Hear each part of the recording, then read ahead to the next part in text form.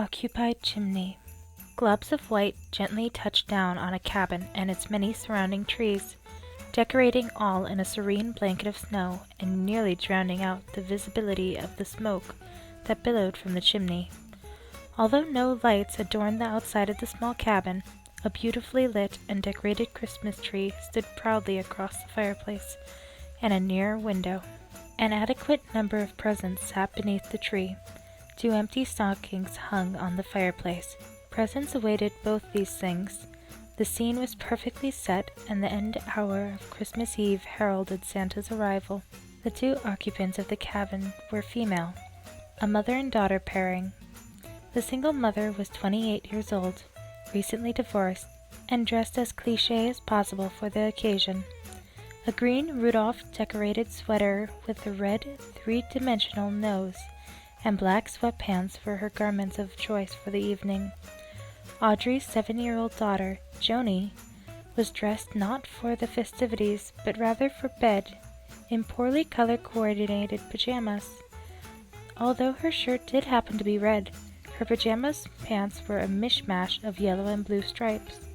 Audrey brought her coffee-filled Christmas mug to her lips one last time, placing it on the end table to her side after the mug water hit the back of her throat, and stood from her reclining chair.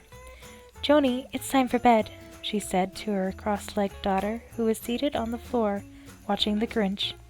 The girl stood, looking her mother dead in the eye with the most hope-filled look she could muster. "Mom, can I open a present first?" The woman chuckled as she walked over to the tree and pulled a present out from underneath.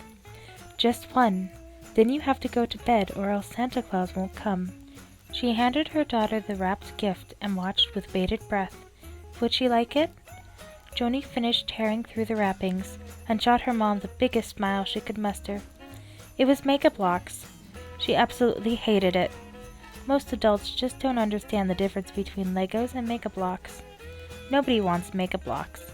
Still, young Joni did her best to make her mom think she had done good.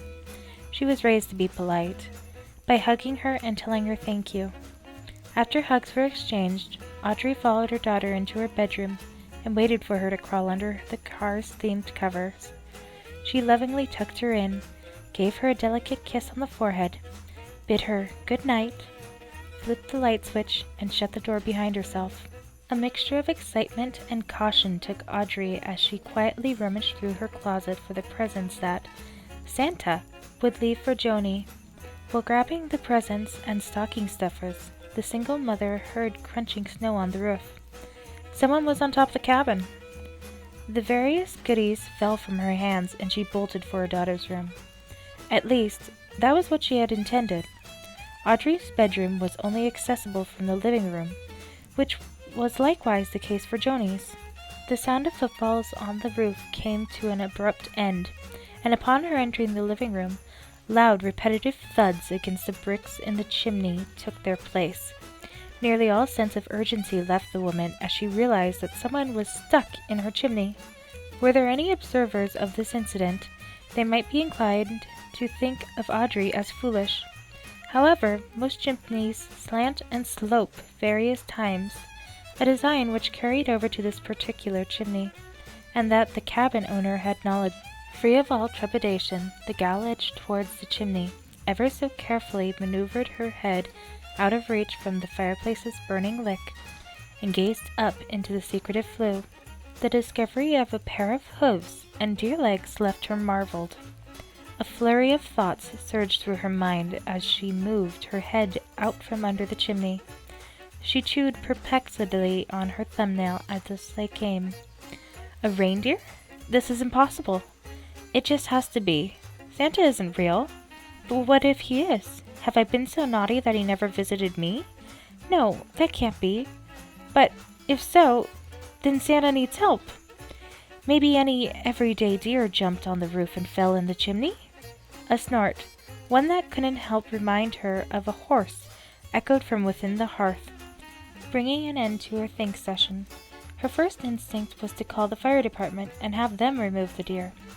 Worry and doubt beset her. She worried that they'd think her drunk or stupid, and doubted that they'd send someone on Christmas Eve. In the end, the Christmas celebrator decided she ought to at least check things out for herself before making such a ludicrous-sounding call.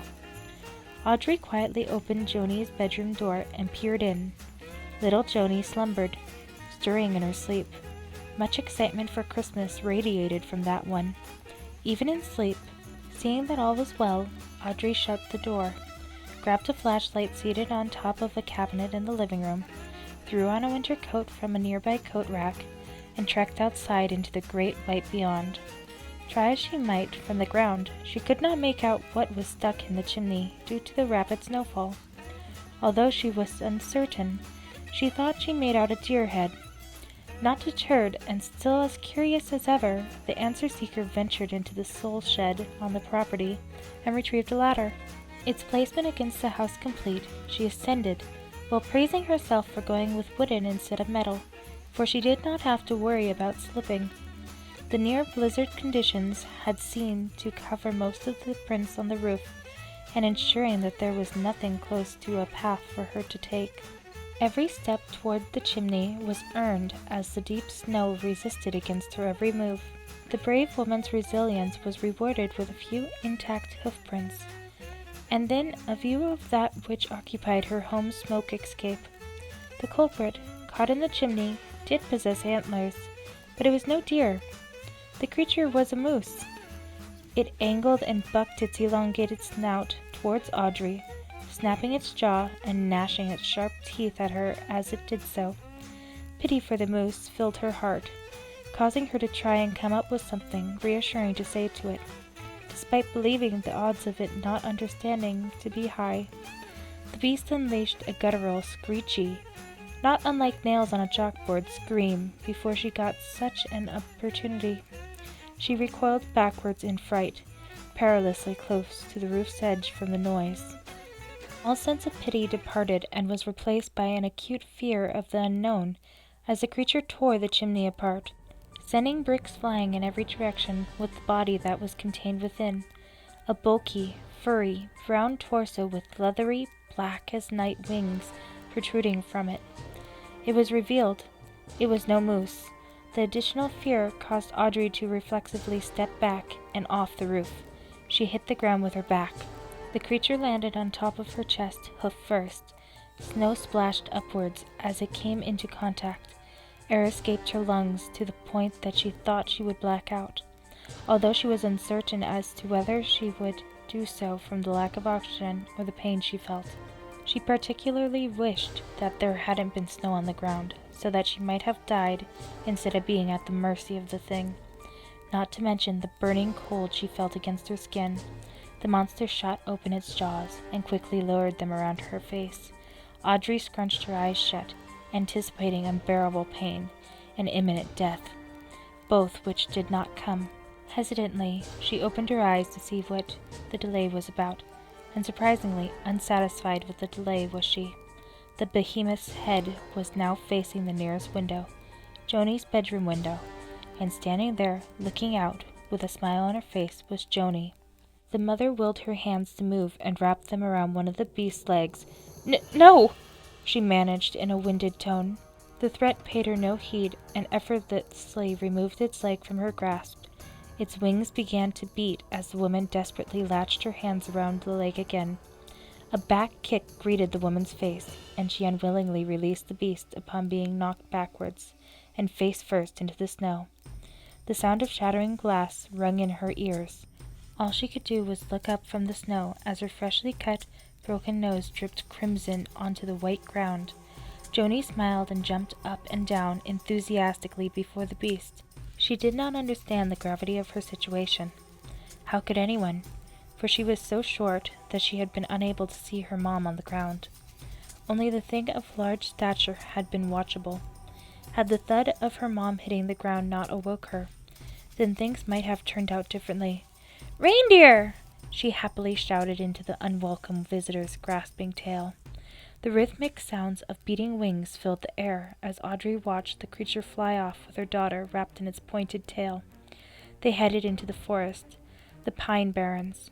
Her exhausted brain recollected a folk tale about a legendary creature that was said to have been birthed in the nearby town of Leeds Point, New Jersey.